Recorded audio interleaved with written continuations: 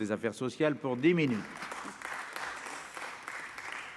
Monsieur le président, messieurs les ministres, madame la présidente de la commission, mesdames et messieurs les rapporteurs, notamment monsieur le rapporteur de la commission des finances, mes chers collègues, permettez-moi tout d'abord de saluer mon prédécesseur, Jean-Marie Vanlerenberghe, qui m'inspire et me guide dans mes premiers pas de rapporteur général. Merci. J'aborde évidemment ce premier PLFSS dans un moment très particulier pour la sécurité sociale et monsieur le ministre vient de le rappeler. En effet, les premiers articles de ce texte nous invitent à constater le plus lourd déficit de l'histoire des comptes sociaux. J'y reviendrai simplement à votre suite, messieurs les ministres, pour souligner une nouvelle fois que dans une période de crise d'une très grande violence, la sécurité sociale a su jouer tout son rôle pour aider les Françaises et les Français, tant dans le volet sanitaire que sur le plan social. Le Sénat et sa commission des affaires sociales ont d'ailleurs pleinement soutenu cette démarche, même si nous avons pu regretter, à raison, de ne pas avoir été consultés au moyen d'un projet de loi de financement rectificative de la sécurité sociale, mais peut-être que la loi organique nous permettra de le faire dans le futur. Quant aux chiffres, au-delà des 39,7 milliards d'euros de déficit en 2020, pour les régimes obligatoires de base de sécurité sociale et le Fonds de solidarité vieillesse, je retiendrai surtout la prolongation de 9 ans de l'existence de la Caisse d'amortissement de la dette sociale, appelée plus communément la CADES, notamment pour éponger quelques 92 milliards d'euros au titre des déficits anticipés à partir de 2020. Pour l'année en cours, 2021, l'amélioration des comptes n'est que peu sensible, malgré, vous l'avez rappelé, une vigoureuse reprise économique et la forte diminution de recours à l'activité partielle. Avant la probable rectification que vous nous proposerez, le PLFSS transmis au Sénat prévoyait encore un déficit de 34,8 milliards d'euros, c'est-à-dire le deuxième plus élevé de l'histoire de la sécurité sociale, bien au-delà de celui enregistré en 2010. Certes, la prévision de solde est pratiquement identique à ce que prévoyait la loi de financement de la sécurité sociale pour 2021. Mais cette précision n'est qu'apparente, puisqu'elle résulte d'une augmentation des recettes comme dépenses d'un peu moins de 12 milliards d'euros. Les recettes en raison de la reprise économique et les dépenses du fait d'une nouvelle forte augmentation de l'Ondam, du fait de la prolongation de la crise sanitaire et de dépenses sur les tests et la campagne vaccinale qui avait été mal calibrée. Là encore, messieurs les ministres, la consultation du Parlement en cours d'exercice aurait donc été préférable. À l'issue de ces 2 années bouleversées par la crise, c'est bien l'évolution des finances sociales qui se joue dès le PLFSS pour 2022. Or, mes chers collègues, de ce point de vue, je ne peux vous cacher les inquiétudes que m'inspire ce texte. Pas tant pour l'exercice à venir, quoique le déficit de la sécurité sociale devrait s'améliorer assez nettement pour revenir à 22,6 milliards d'euros au niveau des ROPS et du FSV, ce qui reste considérable.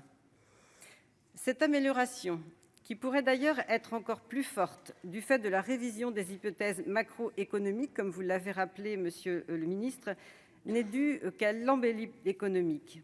Ce sont bien les recettes tirées par la hausse du PIB et de la masse salariale qui comblent en partie le trou des années que nous venons de traverser, 2020 et 2021.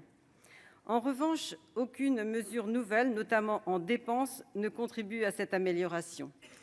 L'annexe 4 du PLFSS montre d'ailleurs bien que les mesures nouvelles dégradent légèrement le solde. Je peux comprendre ce choix pour l'année à venir, non seulement en raison des échéances électorales, mais aussi parce qu'en sortie de crise, la France reste fragile d'un point de vue économique et social et qu'il importe sans doute de ne pas briser l'élan. D'autant que nul ne sait ce que nous réserve l'épidémie du Covid-19 à l'avenir. Mais c'est sur le futur, un peu plus éloigné, que se porte l'essentiel de mes inquiétudes. En effet, comme vous le savez, le PLFSS présente l'originalité de comprendre une annexe à la fois littéraire et financière relative aux 4 prochaines années, ce qui peut évidemment inclure l'effet de mesures nouvelles à venir. Or, messieurs les ministres, cette annexe ne dessine aucune stratégie de retour à l'équilibre pour les 4 années à venir, après la crise actuelle. Bref, il n'y a aucun signe de dégrisement après le « quoi qu'il en coûte ».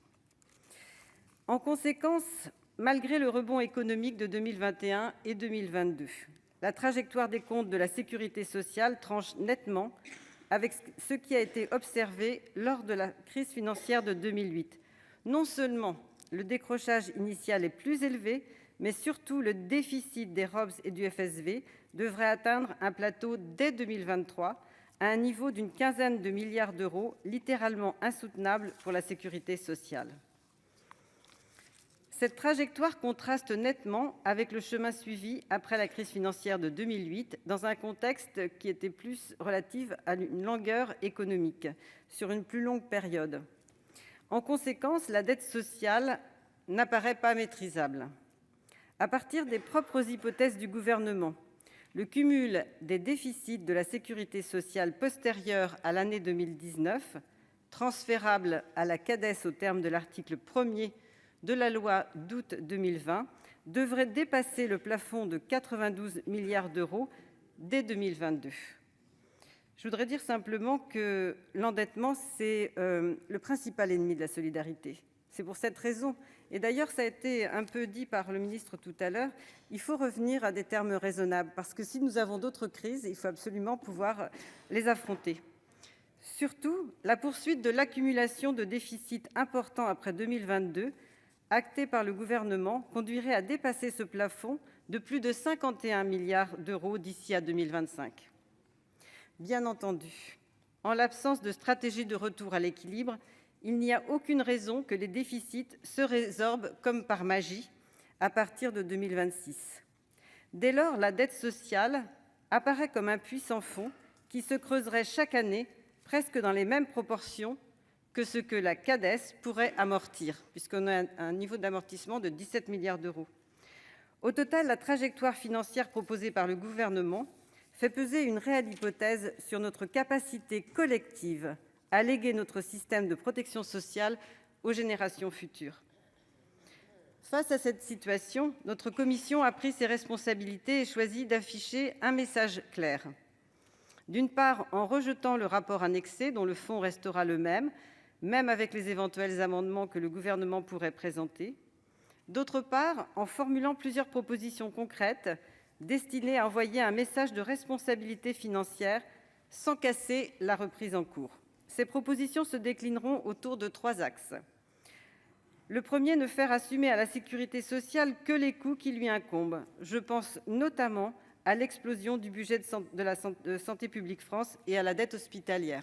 Et je crois qu'on en a déjà beaucoup parlé les années précédentes, nous aurons l'occasion encore d'en échanger.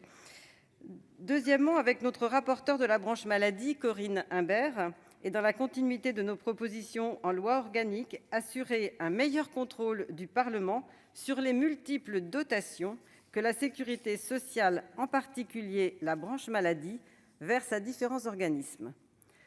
Sur le troisième point, avec notre rapporteur de la branche vieillesse, René-Paul Savary, une proposition qui associera les partenaires sociaux, tout en affichant la nécessité d'évolutions paramétriques en matière de retraite. En somme, messieurs les ministres, mes chers collègues, la commission des affaires sociales a fait le choix de la cohérence afin de préserver à long terme la solidité de notre modèle social. Car soyons conscients que seule une sécurité sociale avec des comptes en ordre pourra assurer la même protection à nos enfants et faire face à la prochaine crise. On a vraiment le sentiment d'être en apnée, mais comme vous le savez, quand on est en apnée, il faut faire aussi un peu d'anaérobie, parce qu'il faut de temps en temps reprendre un peu de souffle. Et j'aurais tendance à dire tout simplement, il faut remonter à la surface et surtout les comptes de la sécurité sociale. Je vous remercie de votre attention. Merci, chers collègues. La parole est maintenant à Madame Corinne Imbert.